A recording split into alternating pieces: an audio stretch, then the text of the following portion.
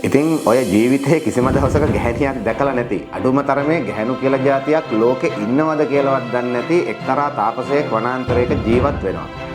ඉතින් එක දවසක් මෙන්න මේ වනාන්තරයට ඊටාම රූමත් කුමාරිකාවක් එනවා මේ තාපසයා හම්බ වෙන්න. හැබැයි මේ තාපසයා මීට කලින් කාන්තාවක් කවදාවත් දැකලා නැති නිසා මේ රූමත් කුමාරියව දැකලා තාපසයා හොඳටම බය වෙනවා. හැබැයි මුලදී බය වුණාට පස්සේ දෙන්න ටිකක් මිත්‍ර වෙලා කතා බහ කර ඉන්න ගමන් මේ කුමාරිය අර තමන්ගේ සලුපිලි ඈත් කරලා තමන්ගේ රහස් ප්‍රදේශයේ මේ තාපසයාට පේන්න සලස්වනවා. හැබැයි තාපසයා දන්නේ නැහැ මේ මොකද්ද කියලා.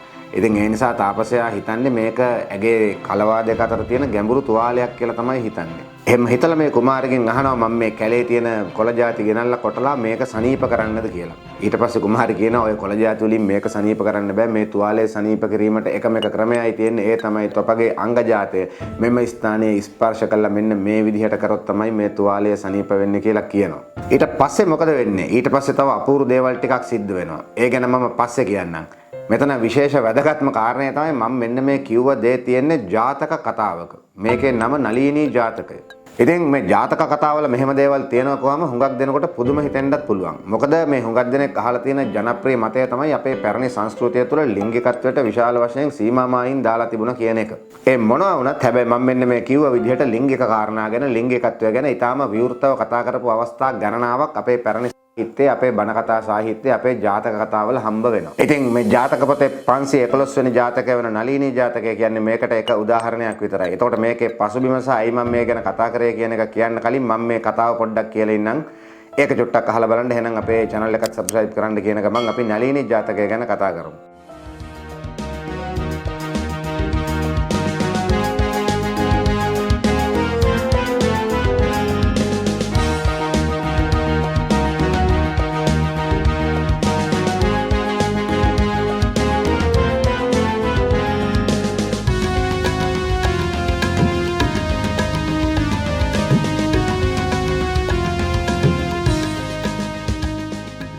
ඔය එක්තරා දවසක හිමාල වනයේ ජීවත් වූ තාපසයෙක් කැලේ ගහක් යට මූත්‍රා කරාට පස්සේ ඒ ගහ යට තිබුණු තනකොළ අනුභව කරපු මුවදෙනක් ගැබ් ගන්නවා.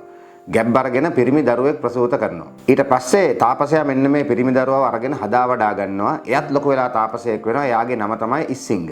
ඉතින් එතකොට මෙන්න මේ ඉස්සිංග කියන තාපසයා ජීවිතේ කිසිම දවසක කාන්තාවක් දැකලා නැහැ. එතකොට අඩුම තරමේ එයා කාන්තාව කියලා જાතියක් ලෝකේ ඉන්නවද කියලා දන්නෙත් නැහැ. ඉතින් ඒ නිසා එයා කිසිම බාධාවකින් තොරව බොහොම හොඳට සිල් රැකගෙන ඊටාම සිල්වත් ජීවිතයක් ගත කරනවා. ඉතින් මේක දැකපු ශක්‍ර දෙවියන්ට අවශ්‍ය වෙනවා මොනවා හරි උපායකින් මෙන්න මේ කියන ඉස්සිංග තාපසයාගේ සීලය බිඳින්න. ඉතින් ඒ නිසා ශක්‍ර දෙවියෝ මෙන්න මේ රටට අවුරුදු කීපයක් වැසි ලැබෙනක නවත්තනවා. ඉතින් මෙතෙන්දි ප්‍රශ්නයක් එන්න පුළුවන් කාට හරි ඇයි මේ ශක්‍රයා වගේ දෙවි කෙනෙක් තාපසයන්ගේ සිල් බිඳින්න කියන එක. ඒක මේ වෙනම කතාවක්. ඒක මම වෙනම කියන්නම්. කොහොම වුණත් මෙන්න මේ කියන විදිහට ශක්‍රයා යොදපු උපායෙන් පස්සේ මේ රටට සෑහෙන කාලයක් වැසි නැවතුරු යනවා. ඊට පස්සේ ශක්‍ර දෙවියෝ ඒ රටේ රජතුමාට යෝජනා කරනවා මෙන්න මේ නියඟය නතර කරන්න නම් වහාම ඉස්සිංග තාපසයාගේ සීලය බිඳින්න ඕන. ඒකට රජතුමනි ඔබේ රූමත් දියණිය වෙන නලිනී කුමාරිකාව වනාන්තරයට යවන්න ඕන කියලා රජතුමාව ඒ යෝජනාවට කැමති කරගන්නවා. ඉතින් ඊට පස්සේ මෙන්න මේ රූමත් නලිනී කුමාරිය මේ ඉස්සිංග තාපසයා මේ ආරාමේ තනියම ඉන්න වෙලාවක යාව හම්බ වෙන්න යනවා. අර මං කලින් කිව්වා වගේ මෙහෙම ගියාට පස්සේ මුලින් ඉස්සිංග තාපසයා මේ කුමාරි දැකලා බය වෙනවා. මොකද එයා කාන්තාව කියලා જાතියක් ඉන්නවා කියලා දැකලා නැහැ. හැබැයි පස්සේ දෙන්න මිත්‍ර වෙලා පළවැල වලින් සංග්‍රහ කරලා දෙන්න පොඩ්ඩක් කතා බහ කර ඉන්න අතරේ තමයි මම අර කලින් කිව්ව සිදුවීම සිද්ධ වෙන්නේ. ඒ කියන්නේ මේ කුමාරය තමන්ගේ සලුපිලි මෑත් කරලා තමන්ගේ රහස් ස්ථානය තාපසයට පෙනෙන්න සලස්වන්නේ. ඉතින් මෙතන තව අපූර්ව කාරණයක් තියෙනවා. ඒ තමයි මේ තාපසයා මේ වෙනකොටත් කාන්තාව කියලා જાතියක් ඉන්නවා කියලා දන්නේ නැති නිසා, එහෙම කියලා කට්ටියක් ඉන්නවා කියලා අහලවත් නැති නිසා එයා හිතන්නේ මේ තමන්ව හම්බෙන්න ආපු කුමාරිකාවත් පිරිමි කෙනෙක් කියලා තමයි හිතන්නේ. ඉතින් ඒ නිසා මේ ජාතක පොතේ ලියලා තියෙන විදිහට එයා හැමතිස්සෙම පුරුෂලිංග පදවලින් තමයි මේ නලිනී කුමාරිව හඳුන්වලා තියෙන්නේ. ඉතින් අපි බලමු මෙන්න මේ කිව්ව අවස්ථාව ජාතක පොතේ කොහොමද නිරූපණය කරලා තියෙන්නේ කියලා. මේ තියෙන්නේ අර සලුපිලියත් කරාට පස්සේ සිද්ධ වෙන දේ. එතෙන්දි මේ ඉස්සිංග තාපසයා කියලා තමයි අර කුමාරිකාවටත් ආමන්ත්‍රණය කරන්නේ. ඒක මෙන්න මෙහෙමයි ජාතක පොතේ ලියලා තියෙන්නේ. තාපසේනි තොපේ දෙකලව අතර කළු ඌ පැහැ ඇති මනාකොට පිළියම් කරන ලද සිප්පි මුඛයක් බදු දෙයක් පෙනෙන්නේය. ඒ කුමන තුවාලයක්ද? තොපගේ උත්තමාංගය කියන ලද නිමිත්ත ස්ථානයෙන් නොපෙනෙන්නේ මන්ද? එය ශරීරය තුළට වැද ගියේදයි විචාලහ. ඉතින් මෙන්න මේ විදිහට එයා කුමාරයෙක්ගෙන් අහන ප්‍රශ්නේ තමයි Tamanට වගේ පුරුෂ ලිංගයක් මේ කුමාරිට නැත්තේ ඇයි කියන එක. ඉතින් එහෙම ඇහුවාට පස්සේ කුමාරිත් ඒකට ඒ විදිහටම උත්තර දෙනවා. ඊට පස්සේ මේ කුමාරිගේ අදාළ ස්ථානයේ පරීක්ෂා කරපු තාපසයා තවත් අපූර්ව කතාවක් මෙන්න මේ විදිහට කියනවා. තොපගේ මේ තුවාල වූ වනේ ඊට ගැඹුරුය. ලේ සහිත කුණෙන් ගැවසී ගත්තේය. මදක් දුර්ගන්ධයේද ඇත්තේය. එබැවින් මේ වනයට මම කොළ සුඹුළු ආදියගෙන යොදා සුව කරන්නෙමි කීහ. ඉතින් මෙන්න මේ විදිහට මේ කැලේ කොළ ගෙනල්ලා මේ තුවාලය සුවපත් කරන්න අහනකොට කුමාරිකාව දෙන්නේ මේකට අපූර්ව උත්තරයක්. එබසට ඈ කියන්නේ තාපසේනි මන්ත්‍ර යෝගයක් වේවයි ඖෂධ යෝගයක් වේවයි මේ වනයට සුවයක් ගෙන නොදෙයි. එබැවින් තොපගේ අංග ජාතය මෙහි ගෂ්ඨණය කොට ඔබ මට සැපයක් ලැබෙන පරිදි කරවයි කීහ. ඉතින් ඔන්න ඔය විදිහට තමයි මෙන්න මේ නලිනී කුමරිය අර කියන තාපසයාව පොළඹවා ගන්නේ. ඉතින් ඒ විදිහට ඉස්සිංග තාපසයා තමන්ගේ ජීවිත කාලය පුරාම ආරක්ෂා කරපු සීලය බිඳින්න නලිනී කුමාරිය සමත් වෙනවා.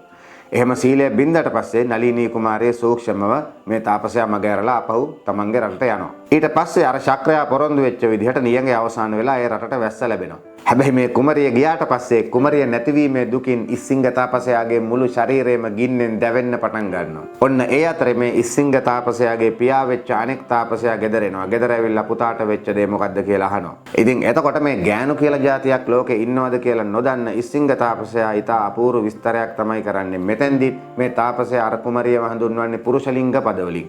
ඉතින් බලන්න මේ පුරුෂලිංග පදවලින් කුමාරියව හඳුන්වලා මේ තාපසයා කරලා තියෙන විස්තරය කොහොමද ජාතක පොතේ නිරූපණය කරලා තියෙන්නේ කියලා. ඒ ශරීරාලෝකයෙන් මේ පෙදෙස පිරී ගියේය. ඉඳුනිල් මණිකක් වන් කෙස් වැටියෙන් පිරිහිස ශෝභාවත්ය. දැලි රැවුල් නැත්තේය. පපුවේ මනාව වැඩුණු මස්ගඩු දෙකක් ඇත. පියාණෙනි අප මේ වැහැරි චීවර දරතත් ඒ තපස්වී රන්වන් සිවුරු දරන්නාහ. ඔහුගේ දන්තයෝ ඊතා විසිතුරුය. අලමුල් නොකෑමෙන් සකක් මෙන් විසිතුරුය. කතාව ඊතා මිහිරි වන්නේය. ඒ මధుර ස්වරයේ මගේ සිත තදින් ඇලුනේය. උන් නැවත දකින්නට බලවත් ආශා ඇත්තෙමි. තවද පියාණනි ඔහුගේ දෙකලව අතර එක් තුවාල වූ වනයක් ඇත.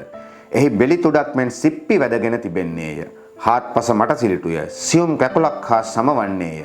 ඒ තාපසයන්ගේ ඉල්ලීමෙන් මම මාගේ අංගජාතය එහි ප්‍රවිෂ්ඨ කොට කටියෙන් පෙළුයෙමි. පියාණනි ඒ තාපසයා ගිය තැන පටන් යාග ක්‍රියා මගේ සිතට අභිප්‍රාය නොවන්නේය. ඔහු නොදැක මට සිටිය නොහැක. මම ඔහු සිටින දිශාව දනිමි. එහි පමුණුවාලුව මැනව. පියාණෙනි පමා වුවහොත් මා මෙහි දිවි හරිමි. ඔන්න බලන්න ජාතක කතා කරුවා ඒ විදිහට තමයි පුරුෂලිංග පදයකින් හඳුන්වලා මේ ස්ත්‍රියක් වර්ණනා කරලා තියෙන්නේ. ඉතින් මේ පුතාගේ මේ විලාපය අහන තාත්තා වෙච්ච වෙලා තියෙන දේ තේරුම් ගන්නවා. ඉතින් ඒක තේරුම් ගත්තට පස්සේ තාත්තා මේ ගාන්තාවන්ව දැකලා නැති පුතාව බේරා ගැනීම සඳහා බොරු කතන්දරයක් ගොතලා පුතාට ඒක කියනවා. ඒ අනුව මෙන්න මේ ලෝකේ ඉන්න නොයෙක් විදිහේ යක්ෂණියෝ නොයෙක් විදිහේ වෙස් අරගෙන මේ සිල් රකින්න අයව ගොදුරු කරගන්න එනවා. ඇවිත් Tamanට වශී වෙන අයව අල්ලගෙන කනවා. හැබැයි නුවණ තියෙන අය ඒවට රැවටෙන්නේ නැහැ. එතකොට පුතේ උඹ මේ කලින් පින් කරලා තිබුණ නිසා තමයි උඹව කාලා විනාශ කරලා දාන්න බැරි වුනේ. ඉතින් ඒ නිසා දැන් වෙච්ච දේ හොඳයි කියලා හිතාගෙන ඕක අමතක කරලා දාපන් කියලා ඉස්සිංග තාපසයාට මේ යාගේ පියා කියනවා. ඉතින් මේ කතාව අහපු ඉස්සිංග තාපසයා හොඳටම බය වෙනවා. බය වෙලා ආපහු තවුස් ජීවිතයට එන්න කැමති වෙනවා. ඊට පස්සේ භාවනා කරලා බ්‍රහ්ම ලෝකේ උප්පත්තිය ලබනවා. ඉතින් මේ ජාතක කතාවට අනුව මේ දෙව්රම් වෙහෙරේ හිටපු කාන්තාවක් නිසා සිත් ඇවුලෙන් පසු වුණු භික්ෂුවක් සම්බන්ධව ඒකේ අතීත කතාව කියන්න තමයි බුදුන් වහන්සේ මේ ජාතක කතාව දේශනා කරලා තියෙන්නේ. ඉතින් අපේ පැරණි කතා කලාව තුළ අපේ බණ කතා සාහිත්‍ය තුළ ලිංගිකත්වයේ නිරූපණය වූ ආකාරය හුවා දැක්වීමට මේ කතාව හොඳ උදාහරණයක්. ඉතින් මේට අමතරව අසාත්මන්ත ජාතකය, කුණාල ජාතකය, බාහිය ජාතකය, අන්ධභූත ජාතකය, චුල්ලපලෝහන ජාතකය, චුල්ලපදුම ජාතකය වගේ ජාතක ගරා ගණනාවක රාගය ලිංගිකත්වය වගේ මාතෘකා ගැන සාකච්ඡා වී තිබෙනවා. හැබැයි ඉතින් දැන් මෙතෙන්දි මම කියන්නේ මේ ලිංගිකත්වය ගැන ඉතාම දියුණු දැක්මක් සහිතව මේ හැම සංවාදයක්ම සිද්ධ වුණා කියලා. මොකද දැන් මේවා අදින් වසර 7-800කට කලින් ලියවුණු කතා. එතකොට ඒ කාලේ මිනිස්සුන්ගේ තිබුණු ආකල්ප, දැනුම් මට්ටම, දෘෂ්ටිවාද මේ සියල්ලේ බලපෑමට යටත්ව තමයි මේ දේවල් ලියවෙන්නේ. හැබැයි ඒ මොන අඩුපාඩුකම් මැද වුණත් මෙන්න මේ රාගය වගේ දේවල් මිනිස්සුන්ගේ මනසට බලපාන්නේ කොහොමද? ඒවා ඉස්සරහා මිනිස්සුන්ගේ හැසිරීම් තීරණය වෙන්නේ කොහොමද වගේ කාරණා ගැන ඊටාම සියුම් නිරීක්ෂණ ඇතැම් ජාතක කතා තුල අන්තර්ගත වෙනවාය කියන එක අපිට බැහැර කරන්න බෑ. ඉතින් මේ මොන සීමාකම් මැද වුණත් ජාතක කතා කරුවා මේවා තුල දැකපු පොදු දෙයක් තිබුණා. ඒ තමයි මෙන්න මේ මිනිස් මනස කියන එක ස්වභාවයෙන්ම කෙලසුන්ට ආකාරයක් කියන එක සහ නමුත් උත්සාහය දැරීමෙන් එහි වීරය වැඩිමෙන් අනිටු විපාක වලින් ගැලවෙන්න පුළුවන්, අනිටු විපාක අවම කරගන්න පුළුවන් කියන සුවිශේෂී දැක්ම. මේක ඊටාම වැදගත් අදහසක්. මොකද ඒක වැදගත් වෙන්නේ දැන් මේ මනස සම්බන්ධව සමහර බටහිර චින්තකයෝ කියපු දේවල් දැක්කහම. දැන් ඇතැම් බටහිර චින්තකයන්ට අනුව මේ මිනිස් මනස කියන එක නිකන් ස්වභාවයෙන් හිස් කලයක් වගේ මුකුත් නැහැ. එතකොට මේ සමාජ ආර්ථික දේශපාලන කාරණා මත තමයි මිනිසාගේ හොඳ හෝ නරක කියන වගේ දේවල් තීරණය වෙන්නේ. දැන් ඔය මාක්ස්වාදී චින්තන ධාරාව වගේ දේවල් තුළ මිනිස්සුන්ගේ මනස දැක්කේ ඒ විදිහට. එතකොට අපි දැන් මේ නීට්ෂේ වගේ දාර්ශනිකයෙක් අරගෙන බැලුවොත් ඒගොල්ලෝ මේකේ අනිත් අන්තයට ගිහිල්ලා මේ මිනිස් මනසේ තියෙන නරුම ජාගර අඳුරු පැත්ත විතරක් අධි අවධාරණය කරා. ඒක විතරක් වමනාවටත් වඩා ඉස්මතු කරලා පෙන්නුවා. එහෙම කළා මේ ආදරය, සදාචාර වටිනාකම් වගේ දේවල් ප්‍රතික්ෂේප කළා. හැබැයි මේ සම්බන්ධව බුදුදහම තුළ දකින්න ලැබුණේ මේ අන්ත දෙකටම නැති ඊටාම මැදහත් හා සාධනීය ස්ථාවරයක්. ඒ අනුව මේ මිනිස් මනස කියන එක ස්වභාවයෙන් පිරිසුදු තැනක් නෙමෙයි. මේක යහපතට වඩා නපුරට තෙවතැන්නක්. හැබැයි අපට උත්සාහ දැරීම මගින් වීරය වැඩිම මගින් යම් තරමකට හරි මේ නපුර යටපත් කළා යහපත දිසට අපේ මනස යොමු කරන්න පුළුවන් කියන එක තමයි බුදුදහමේ තිබුණු දැක්ම උනේ. එතකොට අපේ පැරණි බණ කතා කරුවාගේ තුල ඒ සාහිත්‍ය තුල තිබුණු දැක්ම උනේත් ඒක. ඉතින් ඒ අර්ථයෙන් ගත්තාම මේ අපේ ජාතක කතා කරුවා ලිංගිකත්වය සම්බන්ධව විවෘතව සාකච්ඡා කළා තමයි. හැබැයි ඒක කලේ මේ ලිංගිකත්වය සම්බන්ධව මිනිසාගේ උනන්දුව කුතුහලය වඩවමින් ඔහුගේ ආශාවන් තවදුරටත් කුළු ගන්නවන්න නෙමෙයි. ඒ වෙනුවට මේ රාගයේ අනිත්‍ය විපාක පෙන්වා දෙමින් ආශාවන් තුනී කිරීමේ දිශාවට, ආශාවන් පාලනය කර ගැනීමේ දිශාවට මිනිස් මනස යොමු කරන එක තමයි අපේ ජාතක කතා කරුවාගේ අපේ බණ කතා කරුවාගේ අරමුණ උනේ. ඉතින් මේ ගැන වැඩි විස්තර දැනගන්න අවශ්‍ය නම් කියවන්න හොඳ පොතක් මම කියන්නම්. ඒ තමයි මේ මාර්ටින් වික්‍රමසිංහ රචනා කරපු ජාතක කතා විමසුම කියන පොත. ඉතින් ඒකේ අපිට එකඟ වෙන්න පුළුවන් වගේම එකඟ වෙන්න බැරි දේවලුත් සමහරට තියෙන්න පුළුවන්. ඒ මොනවා වුණත් මම කියු කාරණා උදාහරණ සහ විද්‍යාත්මක කරුණු සහිතව ඒකේ තරමක් වැඩි දුර සාකච්ඡාවට ලක් කරලා තියෙනවා. ඉතින් අද මම කතා කරේ නලිනී ජාතකය ගැන, මේ ඇරියස් නැතුව සෙක්ස් ගැන කතා කරපු අපේ බණ කතා ගැන. ඉතින් එහෙමනම් මේ වගේ වීඩියෝ එකකින් අපි නැවත හමු වෙමු.